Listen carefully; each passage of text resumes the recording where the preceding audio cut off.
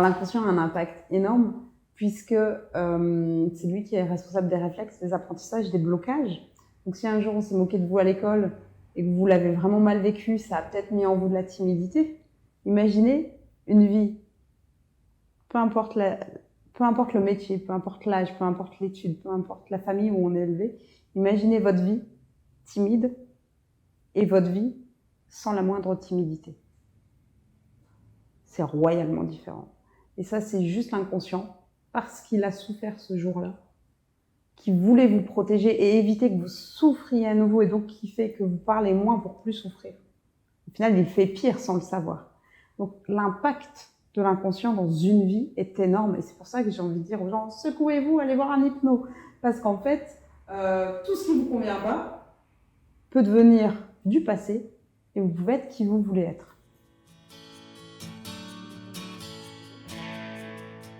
Alors, il n'y a pas trop de rapport, hormis le fait que ça touche l'être humain, les émotions. Il y a une grande différence puisque la psychologie, ça va plutôt aller chercher l'origine, le pourquoi, le comment. L'hypnose, on va vers le changement immédiat et rapide. Donc, ça va être différent dans le sens où c'est en moyenne 1 à 3 séances pour atteindre un objectif. Non, pas du tout. J'ai fait d'autres choses, juriste, création d'entreprise. Rien ne me prédestinait à ça. C'est simplement le fait d'avoir été stressée et d'avoir voulu le gérer. J'ai rencontré ce qui est aujourd'hui une passion, quelque chose de puissant. Mais avant ça, je m'intéressais pas tant à... Alors, c'est pas du tout de la psychologie, l'hypnose, mais je m'intéressais pas tant que ça à l'être humain. Maintenant, c'est une passion, donc non, rien ne me prédestinait à ça. Pas du tout. On peut le faire par téléphone, par visio, parce qu'en fait, l'inconscient va nous passer les infos dans la voix. Par téléphone, par exemple, la voix va commencer à vaciller si la personne se trompe. Plutôt qu'il y a un micro-mouvement, ça va passer ailleurs. Donc, j'aurai les informations et c'est simplement les mots qui sont dits qui sont importants. Donc, ça peut se faire à distance. J'ai déjà fait des séances à l'autre bout du monde avec des personnes qui parlent français ou anglais parce que je ne maîtrise pas les autres langues. Mais oui, ça se fait à distance.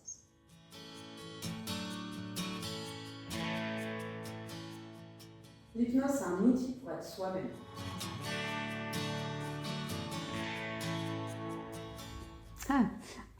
Pourquoi elle continue? Parce que ça me fait vibrer de recevoir des gens et je prends toujours des nouvelles des gens pour savoir ce qu'ils deviennent suite aux séances. Et quand j'entends tous les retours, que je vois tout ce que ça a permis de changer dans leur vie, leur sourire, même des gens qui, pour le coup, avaient un problème depuis plus de 20 ans et on sent dans la séance qu'ils se disent « ouais, mais ils y croient pas vraiment ». Et pour autant, quand je prends des nouvelles et que j'entends bah, ça a marché et qu'on voit dans leurs yeux, quand on les voit pour une autre séance par exemple, dans leur voix, les yeux qui s'écarquillent ou la voix qui vibre, waouh, c'est, j'ai envie de dire, l'énergie positive qui la renvoie à ce moment-là. Et c'est comme si on nous refaisait une bonne dose de bonne énergie de vibration, ce qui fait qu'en fait ça continue. Et puis j'ai envie d'aider l'être humain et quand je vois que c'est facile, bah, voilà, je me motive à faire des vidéos comme maintenant, à parler, à diffuser, à me bouger. C'est beau en fait l'hypnose. C'est beau dans le sens où ça change une personne, ça permet à l'être humain de se découvrir. Quand on connaît ça, je crois que la passion, j'espère qu'elle ne s'éteindra pas un jour. En tout cas, si elle s'éteindra, c'est que j'aurai trouvé autre chose de puissant, je pense.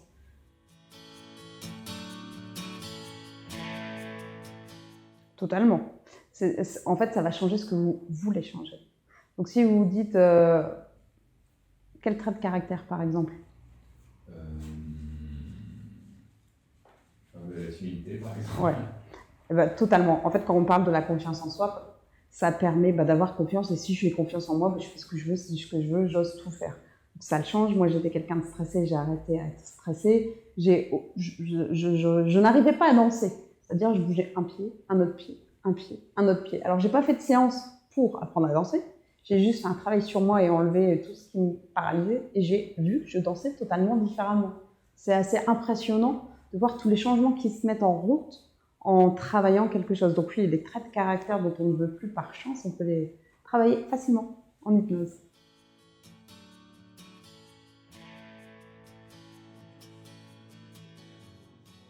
En fait, j'ai plusieurs expériences marquantes. Une, je pense que c'est dur à dire. Là, ce qui me vient, je pensais pas ça en commençant ma phrase, c'est le câlin d'une petite fille de 10 ans qui avait besoin, parce qu'en séance, quand je sens qu'il y a besoin d'un câlin, j'en propose. Et elle l'a fait et ça sentait que ça lui faisait un bien fou alors qu'elle avait que 10 ans. Et que c'était pas l'objectif de la séance, le câlin, c'est juste qu'il le fallait à ce moment-là. Ça la nourrit et ça se sent, ça se voit et c'est puissant. Après, quand y a le témoignage d'Alexandre sur ma page YouTube, quand on voit quelqu'un qui a vécu un tel drame, et il l'explique, et dans la vidéo ça l'explique, qui en 1 à 2 séances, on s'est vu 2 fois, donc je sais plus si on a atteint l'objectif en 1 à 2 séances, mais quand on voit tous les changements que ça a produit chez lui, qu'il peut revivre pleinement, ça c'est marquant. Une autre qui me vient, c'est une jeune femme qui est venue pour arrêter de fumer. Et en fait, derrière ça, c'était une croissance, on va dire, émotionnelle qui s'était arrêtée. Elle avait bloqué à l'âge de quelque chose de difficile dans sa vie. Et en pleine séance, ça la libérait et on voit des larmes, de la fierté sur son visage. Et c'est des petits moments comme ça, en fait, qui sont d'une telle intensité, qui font que ça me marque. Ouais.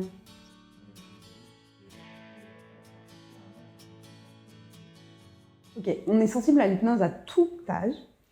On peut commencer à peu près à l'âge de 4 ans. Moi, je reçois dès 4 ans. La différence, en fait, entre un adulte et un enfant, c'est que l'enfant est toujours quasiment dans l'imaginaire, il est ouvert. Et il faut savoir que réel et imaginaire, c'est la même chose pour l'inconscient. Quand on dit, imagine là un papillon violet, et que vous l'imaginez, pour l'inconscient, il existe vraiment le papillon violet. Donc les enfants, ils sont plus encore que les adultes. Et dans tous les cas, ça marche autant sur l'un que l'autre. C'est juste une façon différente de faire des exercices, j'ai envie de dire les jeux sous hypnose.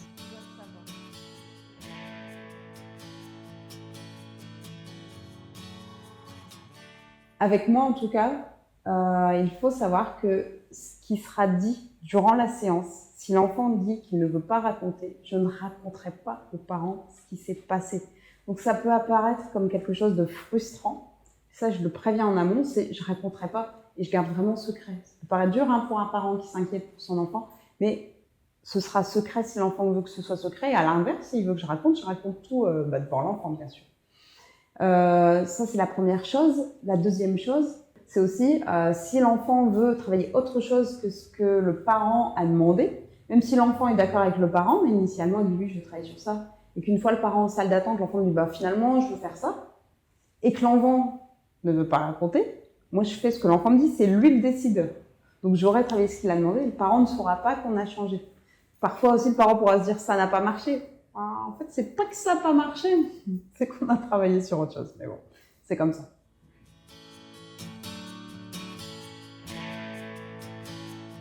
Actuellement, je vois pas ce que je changerais, dans le sens où je travaille de 2 manières, en respectant pleinement la personne. C'est-à-dire que je l'accueille en entier et je vais pas faire des scénarios « Ah bah elle vient pour ça, donc je vais faire ça, il vient pour ça, donc je vais faire ça ». Donc je suis pleinement là, dans le moment présent. Et je travaille en intuitif, donc ça c'est une capacité que j'ai, on l'a tous, hein, mais je l'ai beaucoup développée. Et donc avec ces 2 choses, prendre la personne et l'intuitif, au final ça se rejoint. Donc j'aime la manière dont je travaille. Je le fais déontologiquement bien, c'est-à-dire que moi, moins je vois les personnes, plus je suis contente, dans le sens où j'ai envie que les gens aillent bien et vite. Donc j'aime ma façon de faire, je sais que financièrement je pourrais avoir 2 fois plus en faisant des petites suggestions, en disant c'est 2 séances minimum, les gens viendraient 2 fois. Non, moi je leur dis 1, ça suffit, on fait le point dans 10 jours. Donc, je trouve que je le fais vraiment bien, et au vu des retours, je suis contente de la manière dont je l'exerce. Non, je ne changerai rien. Peut-être que j'évoluerai plus tard, mais pour l'instant, je suis contente de moi.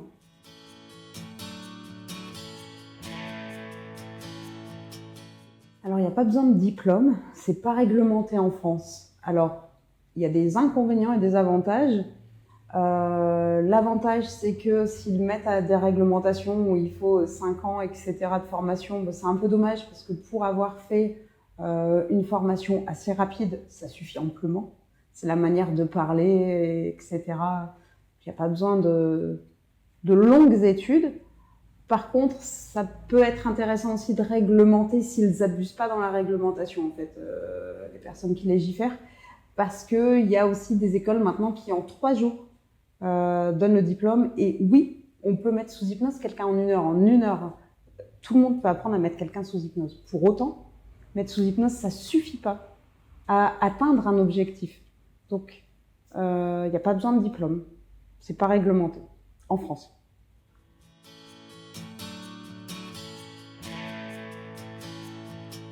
Ça m'a énormément enrichi humainement parce que je vois la beauté de l'être humain en face. Ça m'a appris à être très ouverte d'esprit, l'hypnose, dans le sens où on ne fait pas de raccourcis. C'est pas « ah, parce que cette personne est comme ça, il y a ça ». Non, non, non, non.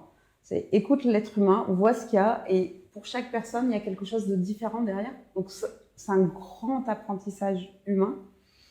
Et j'ai appris avec les personnes que j'ai reçues. Je pense qu'à un ou deux moments dans ma vie, j'aurais fait quelque chose et en fait, j'ai vu que chez cette personne, c'était devenu après une addiction horrible. Je pense à la nourriture, en fait. Avant, j'étais pas nickel nourriture. Et à un moment donné, je pense que j'aurais pu faire une erreur si j'avais pas accompagné des gens dans leur souffrance. Et en fait, les gens m'ont permis de pas faire cette erreur parce que je sais que ça peut devenir galère après. Donc, je me suis aussi enrichie de cette manière et ouais, c'est un métier où on grandit. C'est un beau métier.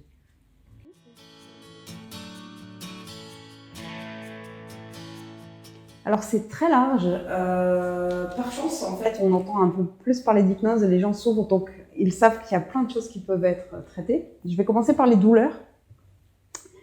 Les douleurs se travaillent en hypnose. Les acouphènes se travaillent en hypnose.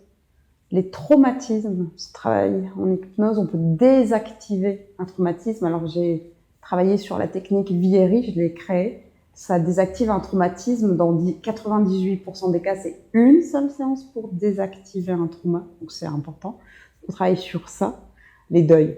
Les deuils, c'est une personne décédée. C'est aussi accepter une étape de vie, accepter un changement, un divorce, un déménagement, etc. Les addictions, drogue, alcool, nourriture, sexe, jeu, c'est hyper large. Les troubles, sexualité, sommeil, les phobies, phobie scolaire, phobie de la voiture, des animaux, des avions. J'en oublie plein tellement il y en a d'objectifs possibles. La confiance en soi. Alors la confiance en soi, je l'oublie alors que c'est ce que je travaille le plus avec les gens, puisque peu importe ce qui amène dans tout ce que j'ai listé, souvent, parce qu'en posant les questions, on voit que c'est autre chose qu'il faut travailler. Et chez une personne sur deux, c'est la confiance en soi qu'il faut travailler pour débloquer ce qui l'embêtait. Donc la confiance en soi énormément, la prise de parole en public, arrêter de fumer, perdre du poids, consommation d'alcool, la stopper. Pour les enfants, ça va être par exemple l'énurésie, arrêter de faire pipi au lit, accepter le divorce d'un parent, stopper les cauchemars, oser reprendre le chemin de l'école. La concentration, réussir un examen, être relax pour le permis de conduire, c'est vaste.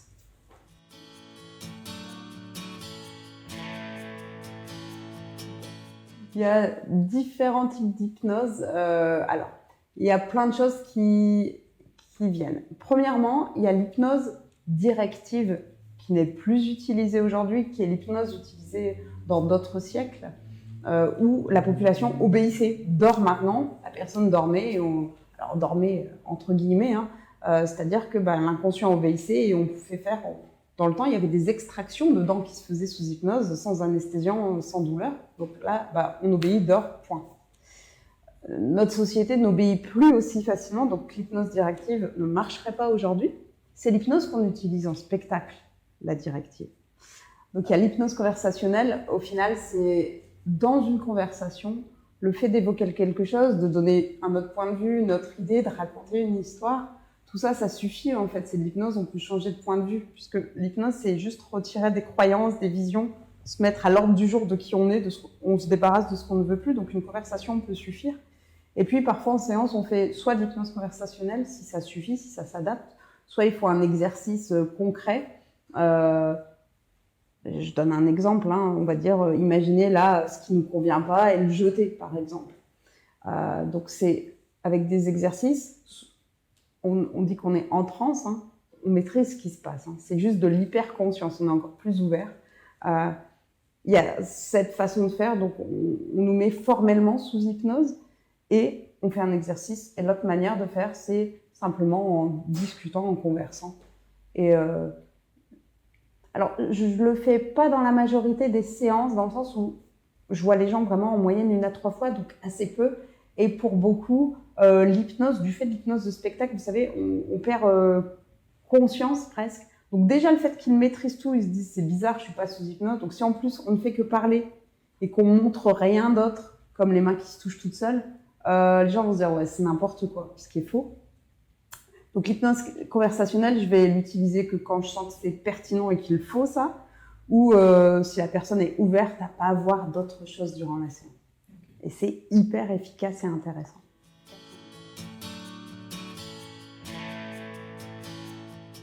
L'hypnose, ça marche sur tout le monde à 100%. Je parle de l'hypnose thérapeutique. Je ne parle pas des spectacles. C'est 10% de la population seulement qui sera hypnotisable en spectacle, puisque comme je le disais, ce sont des ordres. Et donc les gens n'aiment pas et n'obéissent pas.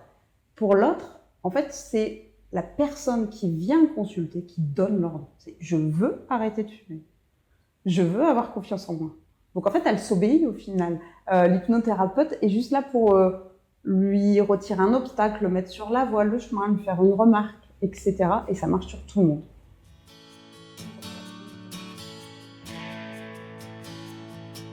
Oui, il y a un lien.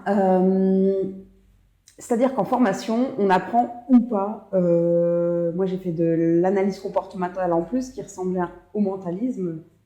Comme il y a une super série, j'aimais bien la série Mentaliste qu'il y avait à la télé. Donc, il y a un lien entre cette formation et cet outil. De base, même avec la formation d'hypnose, sans faire ce complément, il y a un lien dans le sens où en hypnose, on analyse les micro-mouvements. C'est-à-dire que la personne, sans le faire exprès, c'est involontaire, parfois elle ment. Elle n'a pas la vraie réponse. L'inconscient va nous le dire. Donc, si la personne dit oui et qu'on voit que sa tête, elle fait non, ou qu'il y a un chat dans la gorge, oui, ou... En fait, tout ça va passer.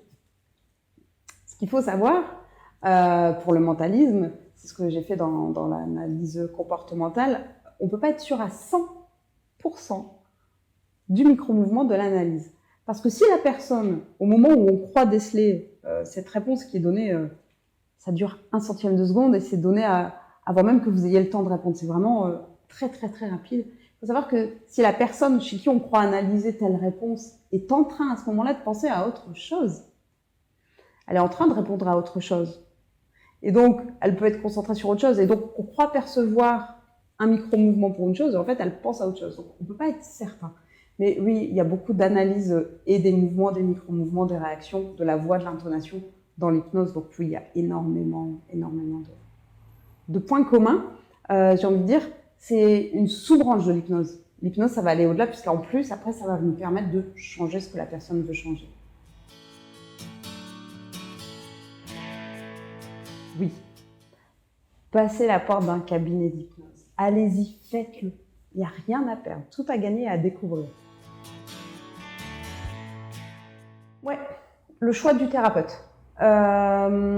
Idéalement, premièrement, on écoute son intuition.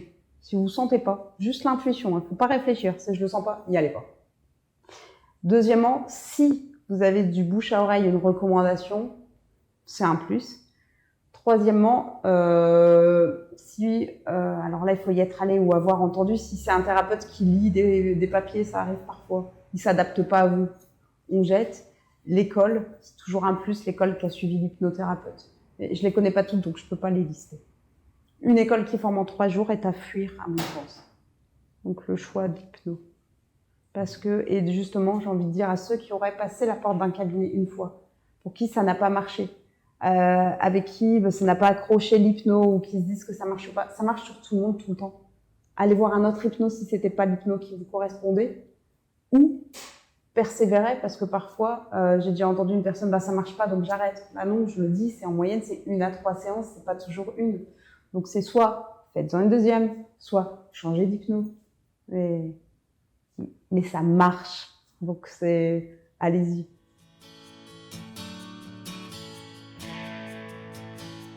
C'est maintenu dans le temps, et heureusement.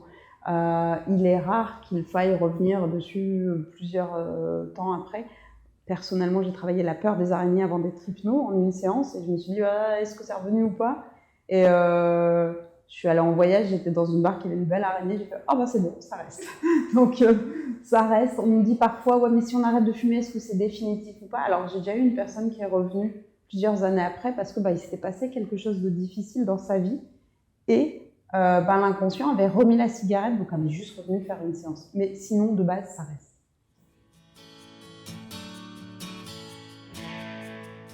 Ouais, ça permet aussi, c'est utilisé dans le monde du sport à haut niveau. J'ai accompagné Marussia Paré, c'est une championne du monde d'athlétisme. Elle l'utilise comme beaucoup de personnes l'utilisent. Ils utilisent notamment un exercice qui est la futurisation, où ils se projettent dans le futur en train de se voir gagner, d'aller vite, etc., etc. En fait, c'est la programmation du cerveau et ça permet de s'améliorer dans les performances. C'est pareil dans le monde du travail, hein. Si vous visualisez réussir le discours, être comme ci et comme ça, vous apprenez à votre inconscient, vous vous programmez à réussir, à performer, à être bon. Donc c'est beaucoup utilisé dans le sport à haut niveau notamment. Il faut espérer que ça entre davantage dans le monde de l'entreprise, de l'école pour les enfants. Et en fait, c'est le langage qu'on utilise qui est important.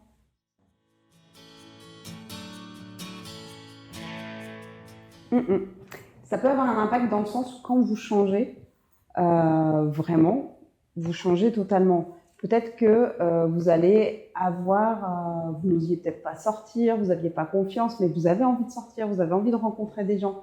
Et peut-être que votre partenaire de vie va se dire, mais qu'est-ce qui lui arrive? Elle ose faire ci, elle ose faire ça, elle n'osait pas. Ça peut avoir plein d'impacts sur les proches, vont vous voir vous fleurir, j'ai envie de dire. Vous vous ouvrez, vous vous embellissez, vous devenez vous-même. Donc c'est beau. Après, ce qui peut se passer, c'est que les personnes en couple peuvent ne plus se ressembler. Donc, soit l'autre suit la personne, soit les personnes s'écartent davantage. Ça peut être aussi un des impacts. Parfois, on me le demande, ça. Donc oui, mais la personne, quand elle vient voir, c'est qu'elle ne va pas bien à la base. Donc si en fleurissant, ça ne plaît pas à l'autre, c'est la vie.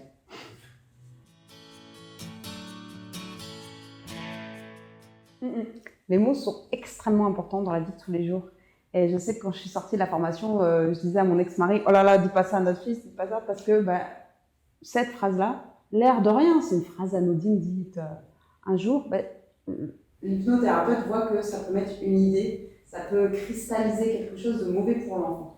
Et en fait, il faut savoir qu'on est tous en permanence, depuis la naissance, hypnotisés par il faut faire ci, on dit pas ci, on fait ça, il faut être sage, il faut blabla, il faut blabla. Pareil après, par rapport aux enseignants, parents, camarades, enseignants, tout le monde nous a hypnotisés petit à petit. Et le métier d'hypnothérapeute, c'est pas de vous hypnotiser, c'est de vous déshypnotiser, de retirer tout ce qu'on vous a mis comme obligation. Au final, c'est beaucoup du il faut, je dois, il faut, je dois, il faut, je dois. Ou j'ose pas parce qu'il s'est passé ça, ça, ça. Donc le quotidien, c'est de l'hypnose. Et les mots qu'on doit utiliser, idéalement, sont des mots positifs. Parce que plus on va se dire j'y arrive pas, j'y arrive pas, j'y arrive pas, on met plein d'énergie dans le fait de pas y arriver et on ferme notre cerveau. Il faut savoir aussi que l'inconscient fait sauter la négation. Donc quand vous dites à un enfant ne cours pas, sinon tu vas tomber, ne cours pas, sinon tu vas tomber, que fait l'enfant? Il court et il tombe, souvent. Mais c'est simplement parce qu'on a dit ne cours pas, au lieu de marche et reste stable. Donc c'est en fait tous les mots qu'on va utiliser vont avoir un impact réel et c'est important si on est bienveillant de faire très attention aux mots qu'on utilise pour ses proches et aussi pour les gens. Je sais que moi quand j'entends des phrases, parfois je peux plus laisser passer et j'interromps la personne pour juste la reformuler. Juste reformuler la phrase positivement. Sans rien dire de plus, au moins le cerveau a entendu autre chose.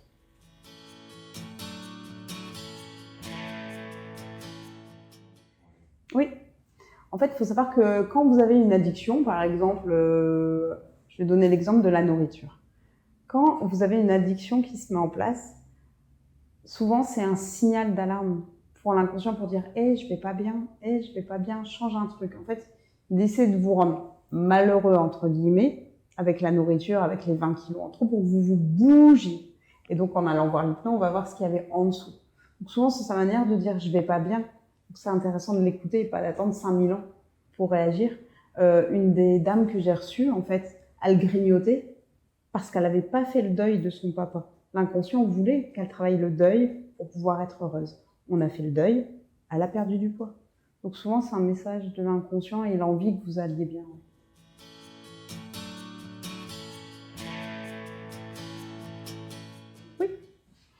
c'est totalement possible. En fait, quand vous allez sur mon site, vous avez des audios d'hypnose pour arrêter de fumer, pour perdre du poids, etc.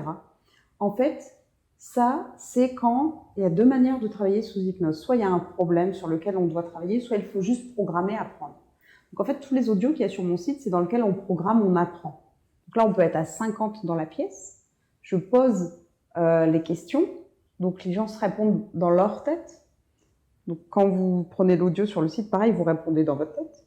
Et ensuite, vous écoutez ce que je dis sur l'audio ou en séance quand vous êtes au cabinet. Hein. Je fais des séances de collectif pour atteindre un objectif. C'est de la programmation. Donc il faut savoir que s'il y a une problématique précise sur laquelle la personne veut travailler, non. Mais on peut faire des séances collectives. Oui, c'est possible de s'auto-hypnotiser pour se détendre, se relaxer, sortir des émotions négatives, faire un deuil.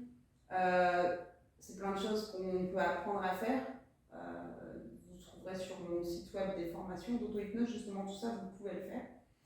Après, pour aller au-delà sur certaines problématiques, on ne va pas se poser à soi-même les bonnes questions.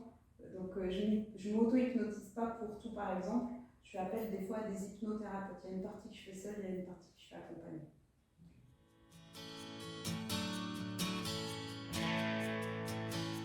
Oui, question très intéressante. Totalement. Je suis entrée dans un EHPAD, je viens d'intervenir.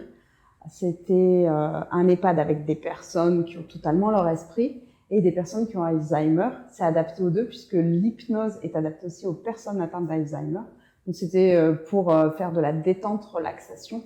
Ça a été très bien perçu, reçu. Et c'était intéressant de voir avec la direction à la fin qui se disait quand je partais, c'est bizarre, ils sont vraiment calmes parce que ça détend, ça relaxe. Donc ça dure bien sûr quelques minutes après la session. Donc c'était intéressant de voir les effets immédiats. On va toujours atteindre son objectif à la seule condition, la personne qui vient consulter va au bout de la démarche. C'est-à-dire que c'est très rapide, comme je vous disais, c'est en moyenne 1 à 3 séances, ça peut être 4. Si la personne au bout de 2 arrête parce que ça n'a pas marché, si on vous donne 5 jours d'antibiotiques et que vous arrêtez au bout de 2, c'est l'antibiotique qui n'a pas marché. C'est pareil en fait, ça marche tout le temps si vous allez au bout de la démarche, sachant que c'est très très très très rapide.